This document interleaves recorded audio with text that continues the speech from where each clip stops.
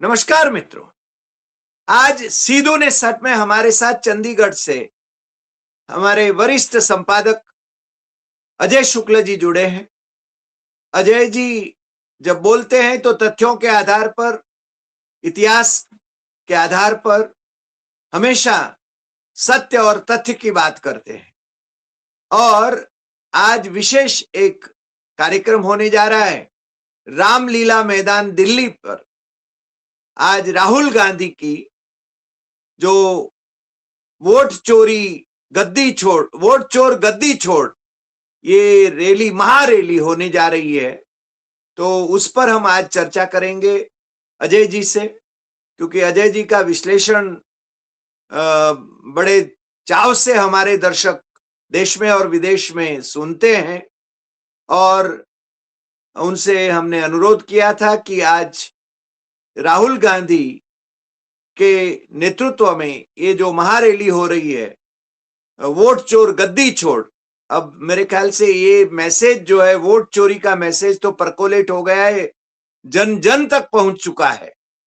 यानी वो irrespective of any political party, सब में ये जो लोग भाजपा के समर्थक हैं, अंधभक्त हैं, ऐसे लोगों तक भी ये बात पहुंच गई है कि नरेंद्र मोदी और अमित शाह जिस प्रकार से सत्ता हासिल कर रहे हैं विविध राज्यों में और केंद्र में भी, वो वोट चोरी के मसले से ही सत्ता हासिल कर रहे हैं और राहुल गांधी ने उनको बेनकाब कर दिया है।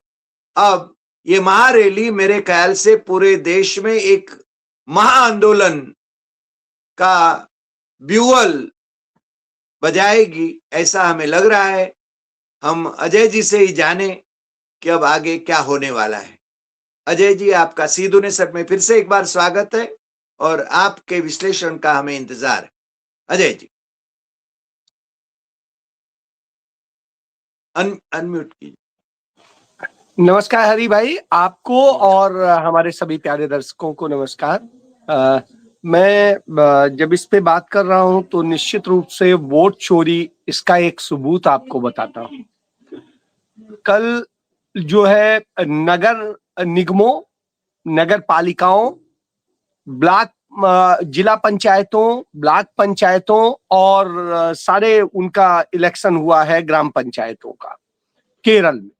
यानी पूरे केरल का चुनाव हुआ है। केरल में ये नहीं कह सकते कि सिर्फ शहरों का हुआ है, शहर सबका चुनाव हुआ हो।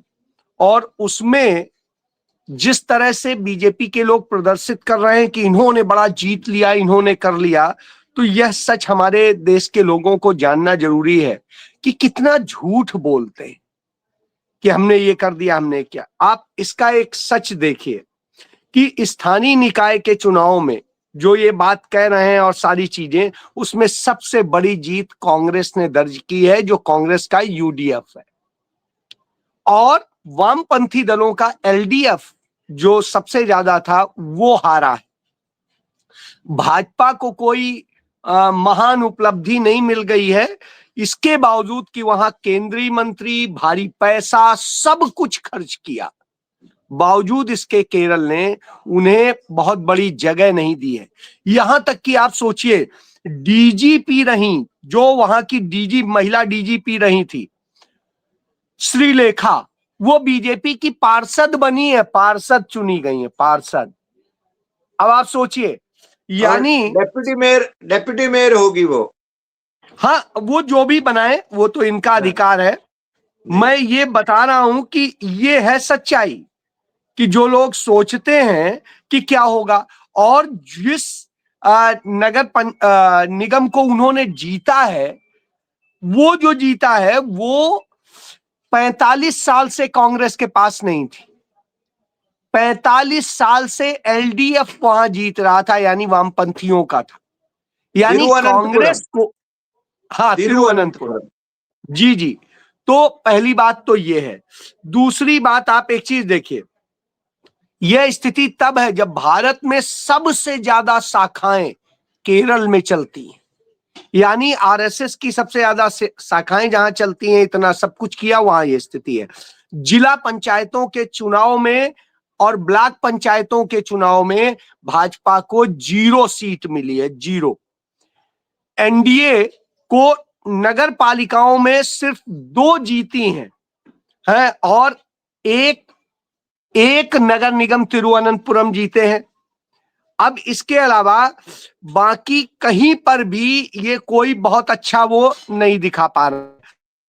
सबसे बड़ी चीज, जो पिछले अभी 2024 के लोकसभा चुनाव में त्रिशूर लोकसभा सीट बीजेपी के खाते में गई थी, उस सीट वाली नगर निगम में नगर पंचायत में आप ये सोचिए, वहां पर भाजपा को पूरी तरीके से दरकिनार कर दिया है जनता ने। उसने बता दिया है कि हमने तुम पे विश्वास करके गलती की थी, और वहां पर कांग्रेस की यूडीएफ जीती है।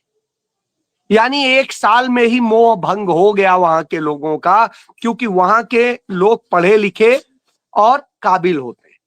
भाजपा के पास आप सोचिए ये स्थिति है कि इतने बड़े बड़े अफसर जो डीजीपी रहे हो उन्हें पार्षद पद के लिए उतार रहे हैं, तो आप सोच लीजिए क्या हैसियत है और क्या स्थिति है।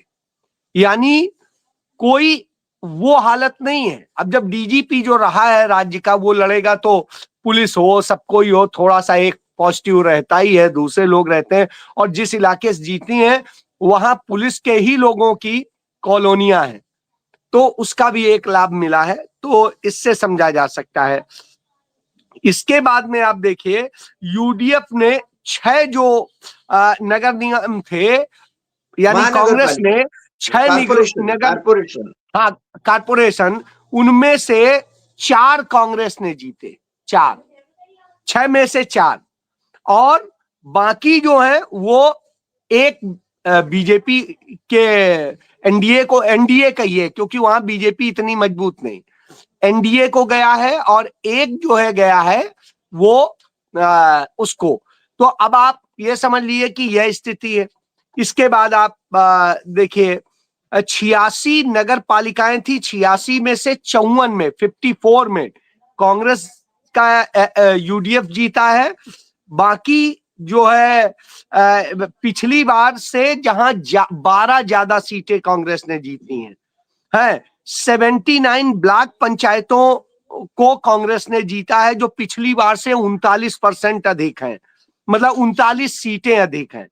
और ग्रामीण केरल में 505 ग्राम पंचायत में से 164 कांग्रेस ने जीती हैं।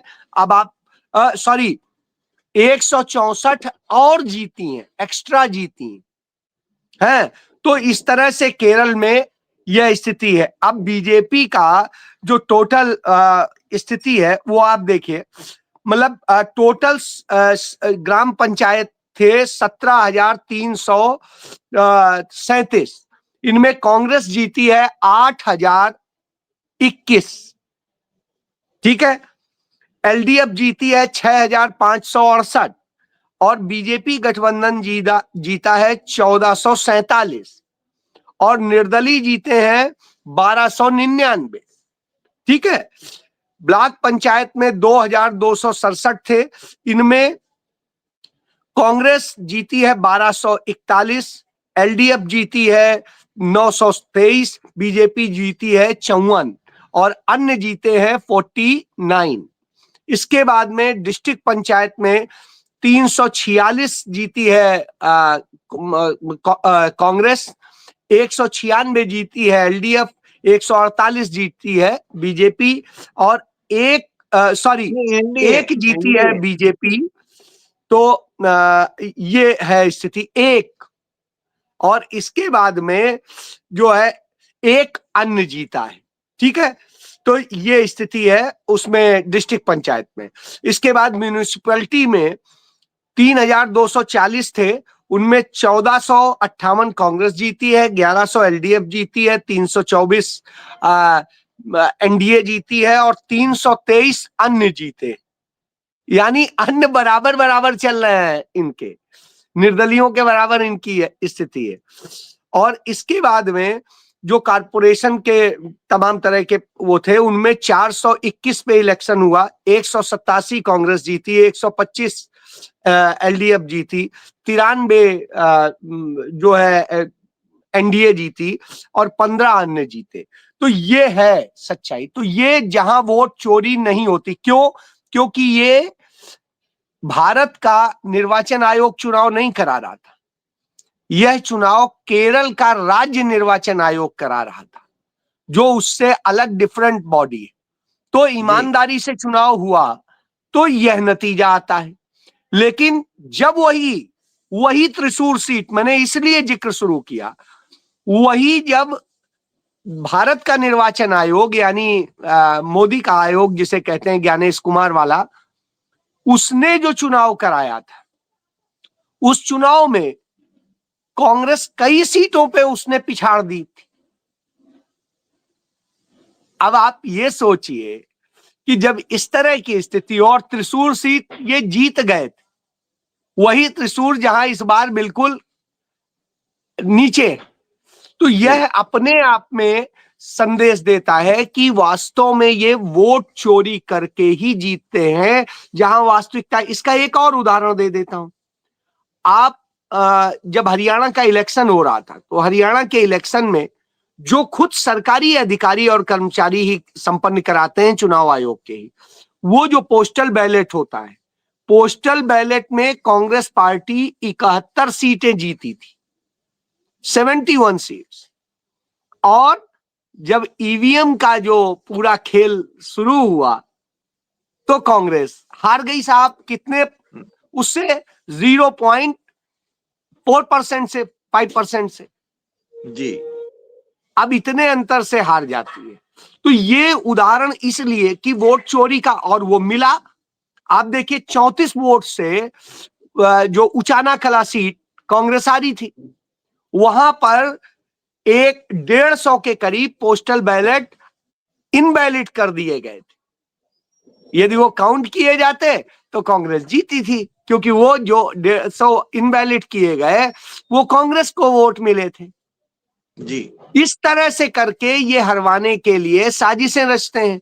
तो तमाम जगह इस तरह के जो खेल होते हैं। इसके अलावा बाकी आपने देख ही लिया, 10,000 रुपया महिलाओं खाते में डाल के और दूसरे तरीके अपना के इस तरह से जीतते। तो ये लेवल प्लेइंग फील्ड जो सिद्धांत है चुनाव आयोग का, वो कहां से पूरा होता है? इसमें एक पुराने जो मुख्य चुनाव आयुक्त हैं, उनका, डॉक्टर कुरैशी का, वो सुनने वाला है। उन्होंने एक चीज कही कि ये कोई नियम ही नहीं है। उन्होंने एक चीज बताई, मैं आपको सुनाना चाह रहा था। एक सेकेंड, वो खुल नहीं रहा है, जैसे खुलता है मैं सुनाता हूं। तो वो क्या है, डॉक्टर कुरैशी ने कहा कि बीजेपी नेता राकेश सिन्हा ने बिहार में जाके वोट किया।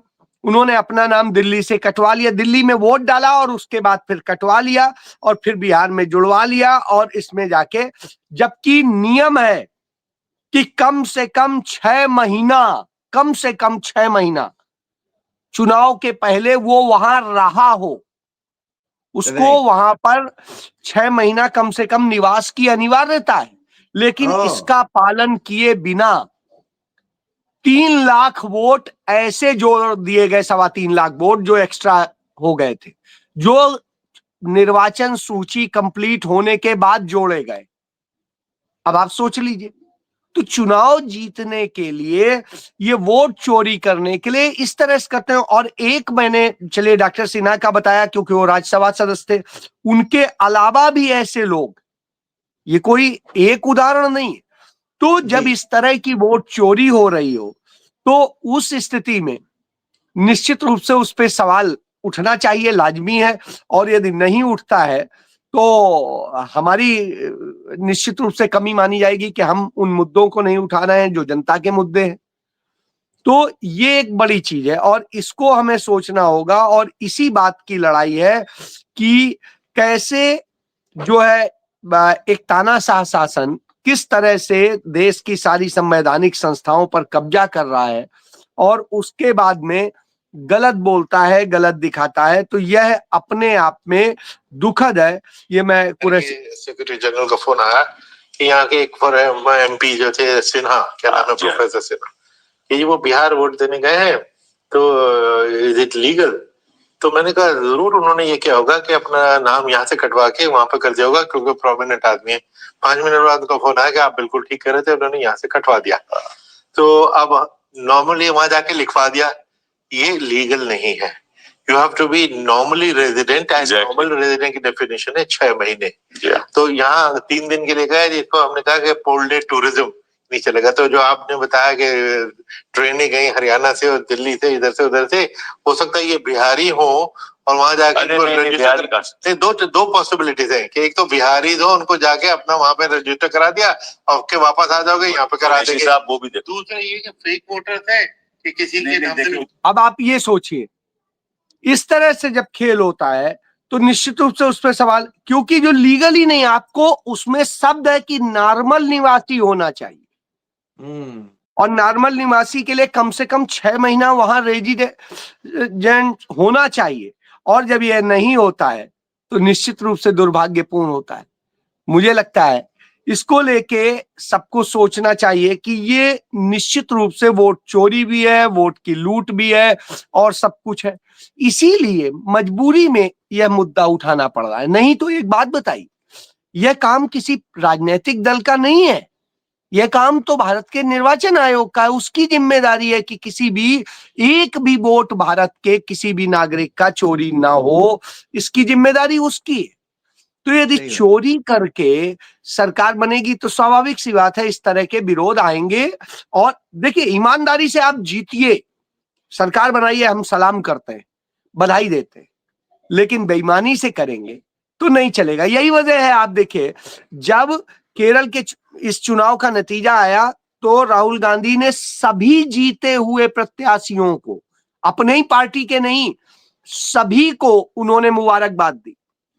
लेकिन आप एक चीज देखिए, दूसरी तरफ नरेंद्र मोदी जो भारत के प्रधानमंत्री है, कहते हैं वो सिर्फ एनडीए के जीते हुए प्रत्याशियों को बधाई दे रहे हैं। अब दो अंतर है, दोनों आदमी, एक आदमी देश का नेता सदन है, प्रधानमंत्री है, एक व्यक्ति भारत का नेता प्रतिपक्ष है।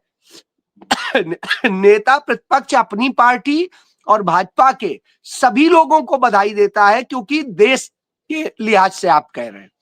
और भारत का जो तथाकथित प्रधानमंत्री है, वह व्यक्ति सिर्फ अपनी पार्टी एनडीए के लोगों को बधाई देता है। ये अपने आप में शर्मनाक है लोकतंत्र के लिए। जी, और वो भी तिरुवनंतपुरम कॉरपोरेशन एक जीते हैं, इसलिए उनको ही वो बधाई देते हैं। इसलिए कि कांग्रेस का एक गद्दार की भी मदद मिली है। हाँ, उस शशि गद्दार थरूर का हम सब नाम जानते हैं, शशि थरूर, जिसको लगातार ये इसीलिए पोस रहे हैं, यही इनका मकसद है। जी, लेकिन फिर भी विधानसभा एक और सच जान लीजिए, नगर निगम के बाहर उसी संसदीय क्षेत्र के जितने वो थे, उनमें 0 जीते हैं, 0। यानी, और वो कांग्रेस की सीट भी नहीं थी। तो इससे भी है कि उससे कोई वो नहीं, बदलाव नहीं हो गया। जी, और विधानसभा में भी भारतीय जनता पार्टी को वहां जाके प्राइम मिनिस्टर ने प्रचार किया, गृह मंत्री ने प्रचार किया, मंत्रियों ने प्रचार किया, मुख्यमंत्रियों ने प्रचार किया पिछली बार, फिर भी वहां भाजपा को विधानसभा में एक सीट भी नहीं मिली है। और सुरेश गोपी, जो कि अभी केंद्र में मंत्री है, जो फिल्म वर्ल्ड से आता है, वो जीता त्रिशूर में, जो इस बार कॉरपोरेशन में वो हार गए, वहां कांग्रेस जीती। तो वो गोपी भी तो वोट चोरी से जीता है। सर, यही तो है, ये झूठ बोलते हैं, नफरत फैलाते हैं, दूसरों को झूठा प्रचार करते हैं, सब कुछ करते हैं। आपने खुद देखा है, आप ही के गुजरात में वो मानसी सोनी के साथ में कितना बड़ा व्यभिचार कुकर्म नरेंद्र मोदी ने किया था। इसका एफिडेविट और सीडी सुप्रीम कोर्ट में जमा है, रिकॉर्ड में है। दिल्ली विधानसभा में जो आज भाजपा का मंत्री है, तब आम आदमी पार्टी का मंत्री था, उसने वो पूरा एफिडेविट पढ़ के सुनाया था सदन के भीतर कि किस तरह से नरेंद्र मोदी ने उस लड़की को अपने यहां बंधक बना के किस तरह से उसके साथ में क्या क्या किया। जब उसको पीरियड्स आ रहे थे, उस स्थिति में भी उसे नहीं छोड़ा। और जब वो बीमार पड़ी, बुखार चढ़ा, तो उसको इसीलिए डॉक्टर को नहीं दिखाया कि सबको पता चल जाएगा कि क्या है। मुख्यमंत्री आवास में उसे ले जाया गया पीछे के रास्ते से, वो सारी बातें हैं। ये वैसे ही है जैसे नरेंद्र मोदी जब प्रधानमंत्री बनने के बाद उनके पीछे वाला बंगला स्मृति ईरानी को अलॉट किया गया था और दोनों के बीच में एक दरवाजा रख दिया गया था। अब आप सोचिए, उसको लेके आपत्ति जताई थी जो एसपीजी के आईजी थे उस समय, तो उनको वहां से हटा के वापस पंजाब भेज दिया गया। मैं इस तरह की तमाम सारी स्थितियां हैं जो कि हाँ, कल के दिन कुछ हो जाए, क्या हो जाए, तो भाई वो क्या करेंगे अंदर। इसीलिए उन्होंने कैमरे नहीं लगवाए, जो सिक्योरिटी के कैमरे लगते हैं वो भी नहीं लगने दिए कि कौन आ रहा है कौन जा रहा है ये पता न चले। तो आप इससे समझ लीजिए कि तमाम हालात बहुत तरह के हैं। तो ये करते हैं। अब आप देखिए, शरद पवार कांग्रेस पार्टी की जो सहयोगी पार्टी है महाराष्ट्र में, एनसीपी, उसके नेता हैं, बड़े नेता हैं, कांग्रेस के मुख्यमंत्री भी रहे हैं, कांग्रेस की सरकार में मंत्री भी रहे हैं, केंद्रीय मंत्री। उनकी जन्मदिन था और उनकी जन्मदिन को लेकर के एक डिनर रखा गया था। स्वाभाविक सी बात है, डिनर में किसे बुलाना है मुझे ये मैं तय करूंगा ना, मेरा बर्थडे होगा या मेरा कोई फंक्शन होगा। तो शरद पवार ने अपना तय किया। उन्होंने राहुल जी और सोनिया जी और प्रियंका जी सबको आमंत्रित किया था। सोनिया जी तो जाती नहीं है। तो आप देखिए, राहुल जी और प्रियंका जी गए, उनसे मिले, उनको विश किया और सब कुछ उनके साथ जो है वो किया, और डिनर किए बिना ही राहुल गांधी वहां से वापस आ गए। प्रियंका और राहुल दोनों वहां से बस वो सिंपल जो स्नैक्स होते हैं वो लेके उनके साथ वापस आ गए, कॉफी पी के उनके साथ। अब उसी में गौतम अडानी भी जाता है। स्वाभाविक सी बात है, शरद पवार का वो दोस्त है और आज से नहीं, सदैव दोस्त है। आपने देखा था 2024 के चुनाव में भी कि पहले वो उनसे मिलने गया था जी। तो वो उनका दोस्त है, राहुल गांधी का तो दोस्त नहीं है, प्रियंका का तो नहीं है। प्रियंका और राहुल तो उससे मिले तक नहीं जी। आप देखिए, वो आया तो वो खाना छोड़ के ही चले गए, उन्होंने खाना भी नहीं खाया। अब आप ये समझिए कि जो व्यक्ति इस तरह से कर रहा हो, ये लोग उसमें भी झूठ परोसते हैं, और ये वो तो वहां मिले और ये वो। अरे भाई, कोई भी कहानी लिख दो आप दिखा दो ना कि राहुल जी और वो लोग एक साथ बैठे कहीं, एक साथ एक सेकेंड भी बात की, हाय हेलो हुआ, नमस्कार हुआ, यही दिखा दो। वो भी नहीं है। तो ये उस तरह के लोग हैं कि सिर्फ झूठ, नफरत और ये सब परोस करके राजनीति करते हैं, हिंदू मुस्लिम करके करते हैं। भारत के इन्होंने देश की आजादी के पहले मुस्लिम लीग के साथ मिलकर सरकार बनाई थी, जिन्ना के मुस्लिम लीग के साथ। वही तो जिन्ना की मुस्लिम, वही जिस जिन्ना को वो कहते हैं उसी जिन्ना के।